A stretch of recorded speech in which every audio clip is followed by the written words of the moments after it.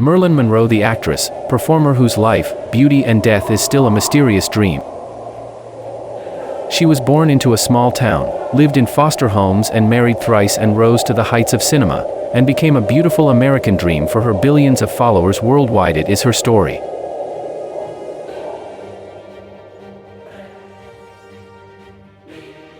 Marilyn Monroe. The name alone conjures up a whirlwind of images: the platinum blonde hair, the captivating gaze that seemed to pierce through the screen. She was and remains an American enigma, a shimmering symbol of beauty, glamour and tragic vulnerability, more than 6 decades after her untimely death.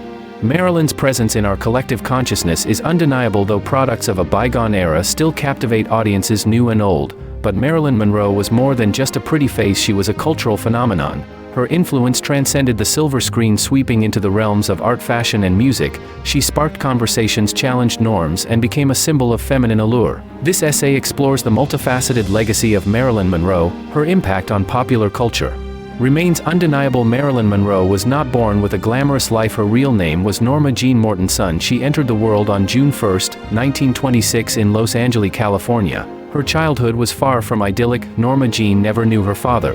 Her mother Gladys struggled with mental illness and financial instability. This meant that young Norma Jean spent much of her childhood in foster homes and orphanages. These experiences left a lasting impact on her. They instilled in her a deep desire for love and stability. Despite these hardships, Norma Jean was a bright and determined young woman. She dreamed of a better life, married James Doty at the young age of 16. He was a factory worker.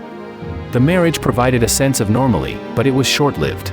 World War II came and Doty joined the Merchant Marines. Normine began working in a factory.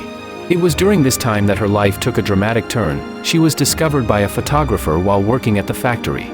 Her captivating beauty and undeniable charisma shone through. The camera loved her, and soon she was gracing magazine covers.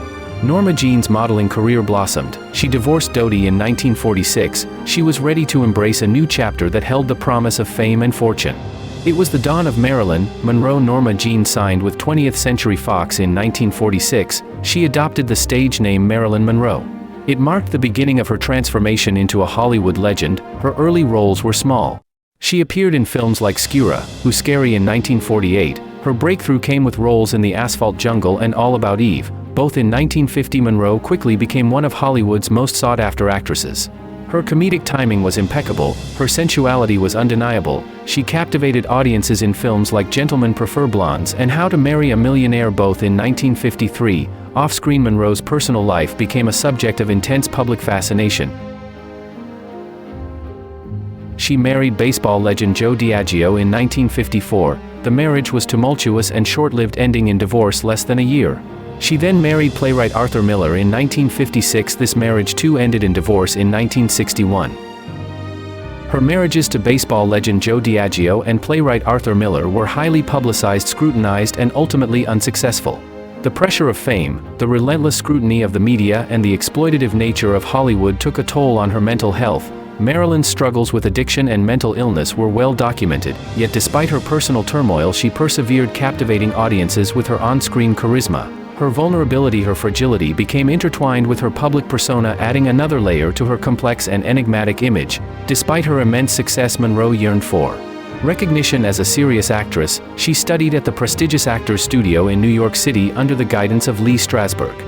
She sought to hone her craft and challenge herself with more demanding roles. Her comedic talent shone in The 7-Year Itch in 1955 and Bus Stop in 1956. Monroe's performance in The Prince and the Showgirl in 1957 further showcased her range. She achieved critical acclaim for her role in Some Like It Hot in 1959.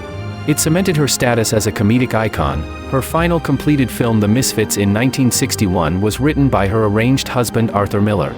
Marilyn Monroe's legacy has been the subject of much debate within feminist circles. Some view her as a victim of the male-dominated studio system, exploited for her sexuality and typecast in roles that reduced her to a mere object of desire. Indeed, Marilyn's characters often reinforced patriarchal fantasies, portraying women as submissive and dependent on men. Her on-screen persona, carefully constructed by studio executives, often stood in stark contrast to her intelligence and ambition. However, other feminist scholars argue that Marilyn was not merely a passive victim. They point to her sharp wit, her business acumen, and her defiance of societal expectations. She challenged the Hollywood machine, forming her own production company, Marilyn Monroe productions in an era when women rarely held such positions of power. Marilyn's story reminds us that feminism is not about judging women for their choices but rather about empowering them to make their own choices on their own terms. It's about recognizing the complex realities of women's lives, especially within systems that often seek to limit and control them. The pressure of fame and the scrutiny of the public took a toll. Marilyn Monroe's life was tragically cut short on August 5, 1962 at the age of 36. She was found dead in her Los Angeles home from a barbiturate overdose. Her death was ruled a probable suicide, but the circumstances surrounding it remain shrouded in mystery. Despite numerous investigations, the truth remains elusive.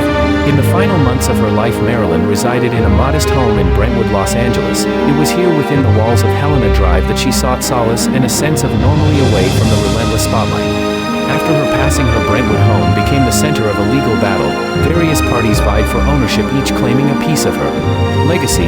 The fight for Helena Drive was not just about property, it was about preserving the memory of a woman who had touched so many lives. Though she left us far too soon, Marilyn Monroe's spirit remains ever present. Her films, photographs, and timeless beauty continue to enchant new generations. She is forever in our midst, a symbol of glamour, vulnerability, and enduring charm.